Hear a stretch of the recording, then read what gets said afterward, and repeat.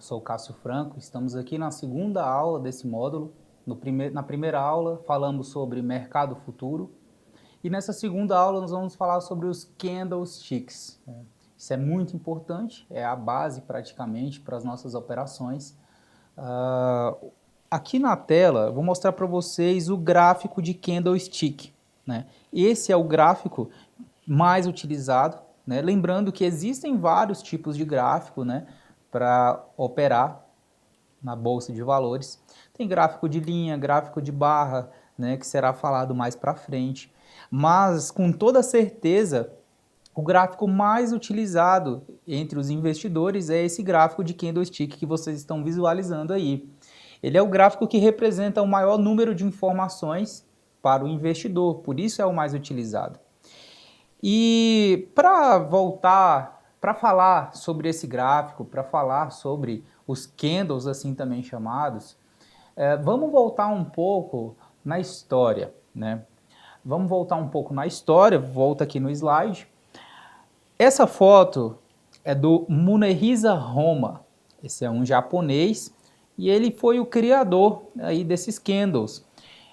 Então vamos lá falar um pouco sobre a história dos candles, de onde que surgiu esses desenhos gráficos aí que hoje nós utilizamos nas nossas operações, né?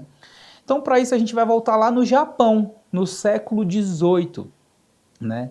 Foi a época em que esse Munehisa Honma viveu. Naquela época, muitas negociações eram feitas com base no arroz. O arroz era a grande riqueza de todos os fazendeiros, né? Então, naquela época, para vocês terem uma noção, tinha até bolsa de valores onde o arroz era negociado, né? Então, o arroz era uma espécie de moeda paralela, onde usavam para comprar, para vender e até mesmo para operar em contratos futuros. Durante esse período, transportar cargas de arroz pelas estradas era muito perigoso, demorado e tinha um custo elevado. Por essa razão, os fazendeiros eles preferiam guardar sua produção em armazéns, que poderiam ser negociados em todo o Japão. E aos poucos, o arroz ele foi se tornando a base da economia japonesa e uma espécie de moeda paralela, como eu disse anteriormente.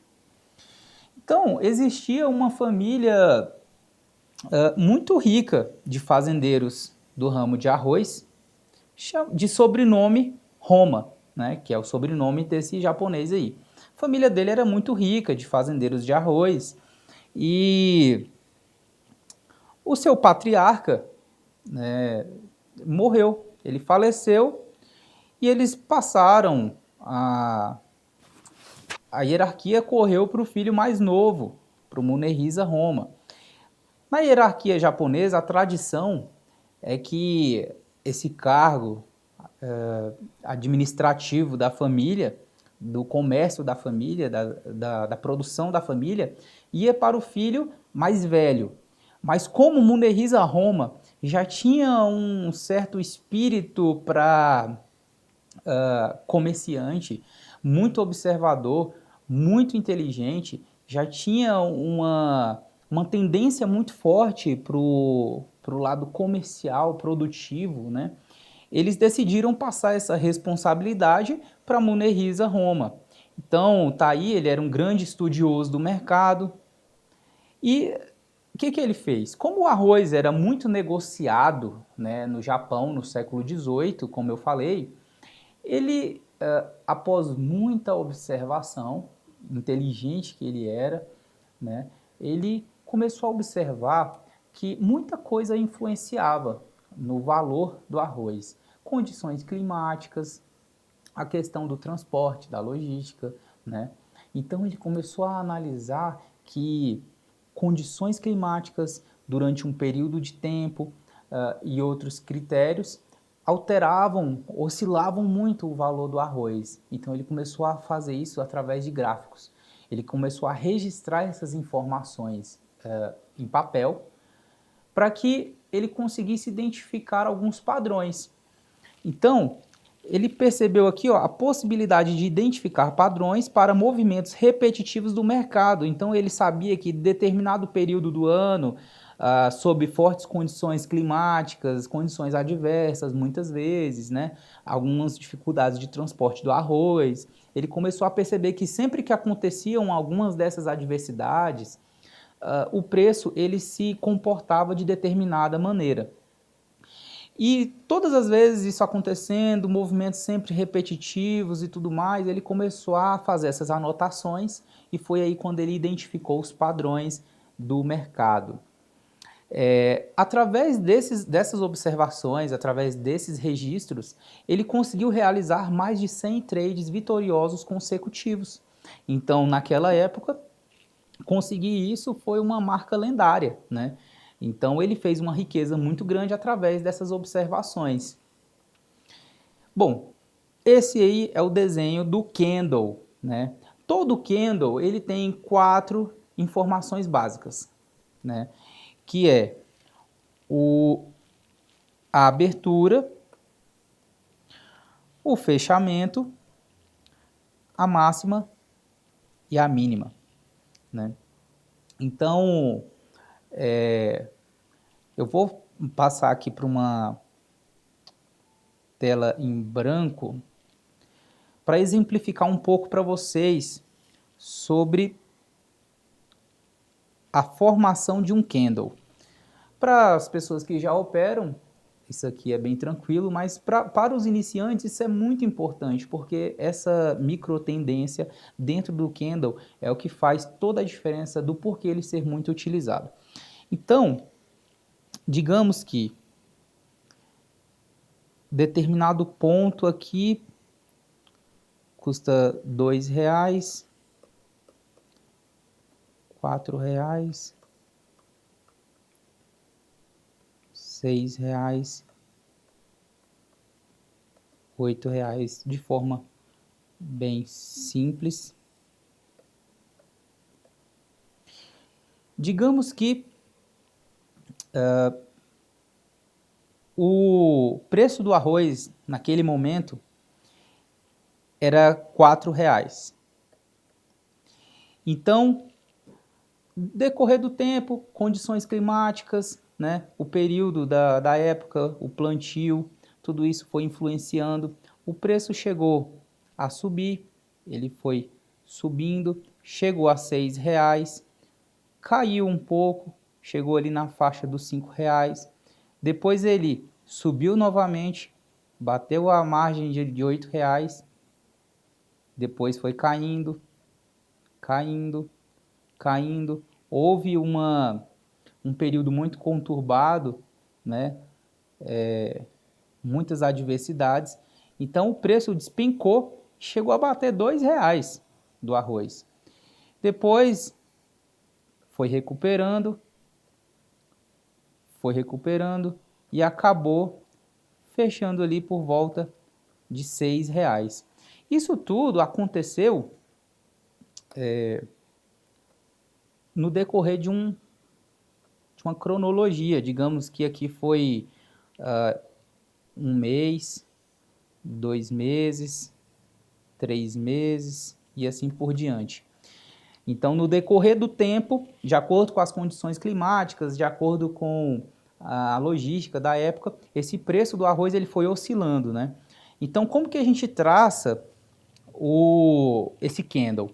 A princípio, a primeira informação que a gente tem aqui é que houve uma valorização, né? Se ele começou a R$4 e fechou a R$6, é porque houve uma valorização de R$2. Então, eu coloco aqui um candle de cor verde, porque houve valorização. Se fosse desvalorização, ele seria vermelho.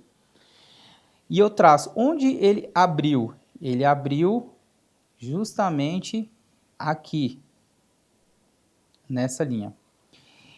E onde que ele fechou? Ele fechou a R$6 nessa linha. Então, dos R$4 aos R$6 foi um período aqui, ó, de valorização. Então, eu posso pintar ele aqui de verde. O corpo dele aqui seria todo verde, porque é uma valorização de R$4 para R$6. Qual foi a máxima que esse arroz atingiu? Ele atingiu R$8. Foi o valor máximo que ele atingiu aqui, ó, no terceiro mês. Então, a gente traça uma sombra para cima, para mostrar que ele, apesar de ter fechado em R$6, mas ele alcançou os 8. E qual foi a mínima que esse arroz atingiu? R$2. Ou seja, a gente faz uma sombra para baixo e agora a gente consegue ter uma noção. Esse candle nada mais é do que esse desenho aqui, ó.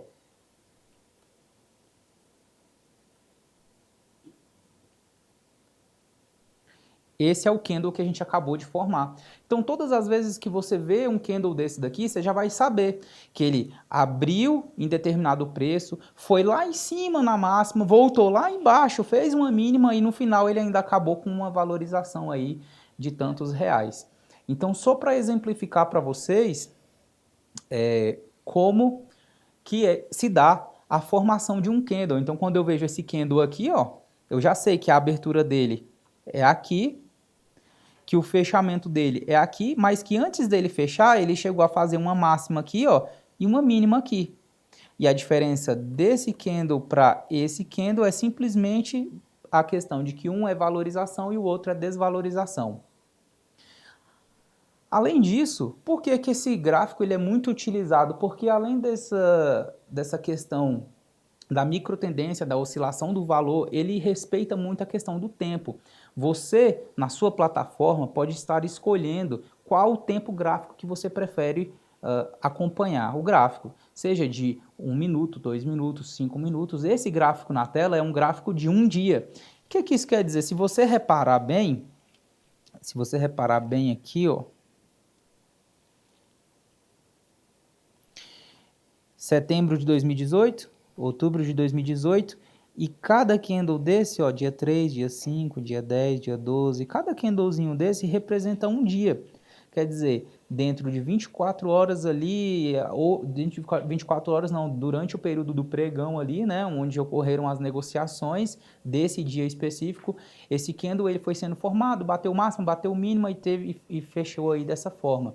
Então, quando eu pego, por exemplo, aqui no dia 2/10, que é onde o ponteiro do mouse parou aqui, ó, ele me traz esse resumo. Resumo do dia 2/10, ele me mostra a abertura, a máxima, a mínima, o fechamento, o volume financeiro, né? Então, com base nisso, eu consigo acompanhar a evolução dos preços no tempo.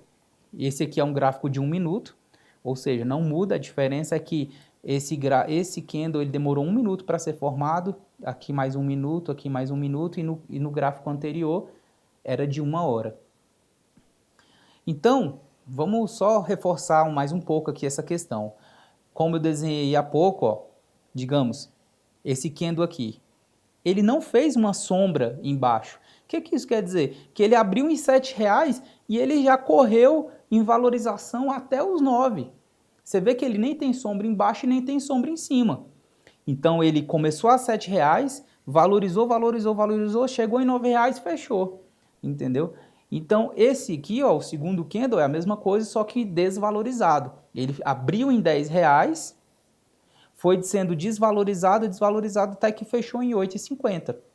Agora, se eu pego um candle desse aqui com sombra, o que que aconteceu aqui? Ele abriu nos R$9, caiu, foi até os 6,50, porém, quando chegou nos 6,50, os investidores eles rejeitaram o preço, acharam que esse ativo não deveria ficar nos 6,50, então houve uma valorização e acabou fechando em 7,50.